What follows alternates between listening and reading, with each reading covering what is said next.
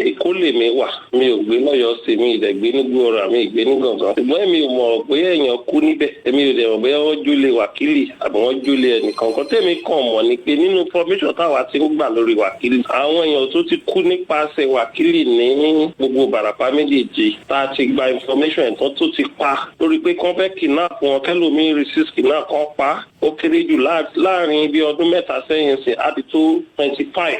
Lórí wákìlì tẹ́rí yẹn o, kì í ṣẹran rírọ̀ o, ó ń pretend ni o. And àwọn ransom tó gbà, àwọn tí wákìlì ti gba ransom lọ́wọ́ ẹ̀ ní Ìbàràpá àti Òkè Ògùn wọn di less than 100.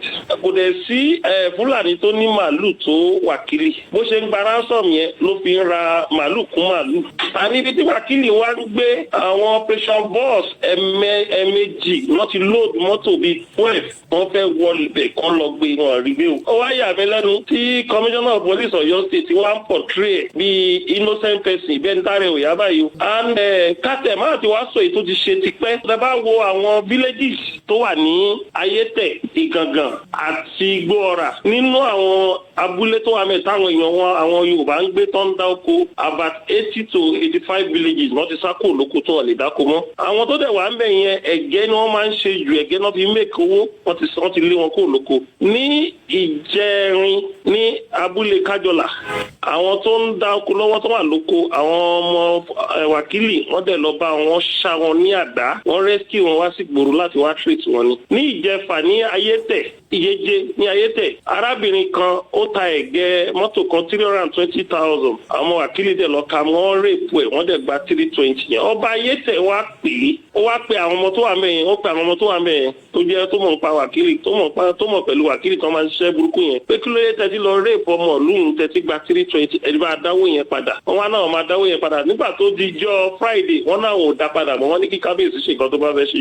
Sẹ́ríkì Gàngàn tó kàn pariwo ìyẹn kan wà ń gbòòrò ni ìyẹn kan ṣe aláròbọ̀ ni. Wákìlì gangan ni kingpin ni kidnappers and killing, maiming and raping in that area. Kò sí ọba tó wà ní Ìbàràpá tí ó bẹ̀rù wákìlì ó dẹ̀ ní oògùn bí àrùn ní bọ́tẹ́ gbogbo sórí tí ọlọ́pàá ń sọ yẹn wọ́n ń sọ nítorí pé ìjọba Fúlàní là ń ṣe lọ́wọ́ ni. Dẹ́ṣọ́ gbọ́lẹ̀ ni pé 2 a.m. èèyàn mẹ́rin náà pa ní Ìdìyàn village.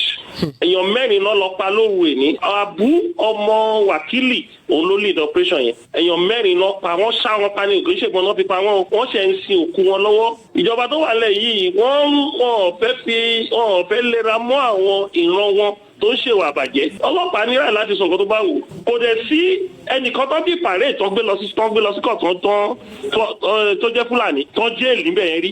Wọ́n mú wọn ni àwọn ọmọ yẹn bẹ̀rẹ̀ àwọn ọmọ yẹn ló lọ hand over wákìlì fún wọn lọ́wọ́ bí hand over àwọn mẹ́ta tó jẹ́ suspect fún wọn. Nígbà tí èèyàn bá gbé criminal wá fún yín ẹ detain wọn ẹ wá ní àwọn criminal yẹn ẹ wá sọ wọn di innocent ẹ wá mú ẹni tó hand over criminal fún yín ẹ wá sọ di criminal. Àwọn ìwà yìí ń jẹ́ nǹkan tó ń bomi tútù sí wa lọ́kàn. Ní gbogbo lẹ Yorùbá ṣàṣà ní DPO tí OPC òun assist. Àwa wò pé ṣáwọn ọlọ́pàá tá assist ló sọ̀rọ̀ báyìí. A ní pé ọlọ́pàá ò ní ráì láti detain èèyàn tó bá suspect yẹn. For statement tí àwọn Ọ̀yọ́ State Police Command wọ́n issue lánàá yẹn a kò dára rárá fún àwọn forces tó bá fẹ́ reduce criminal nínú society. Àwọn forces tó bá fẹ́ encourage aráàlú láti bá wọn ṣiṣẹ́. Ẹ bá wo statement yẹn, that statement will encourage more criminals in our country.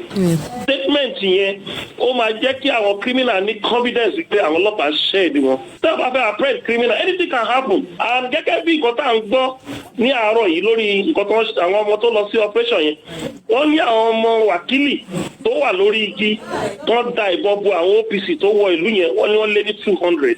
Gbogbo àwọn ọba tó wà ní Ìbàràpá ló mọ wákìlì pé criminal ni. Gbogbo àwọn ọba tó wà ní Ìbàràpá ló mọ̀ pé ibi tí wákìlì bá wà ẹnìkan ò gbọdọ̀ débẹ̀ á fẹ̀jẹ̀wẹ̀ ni.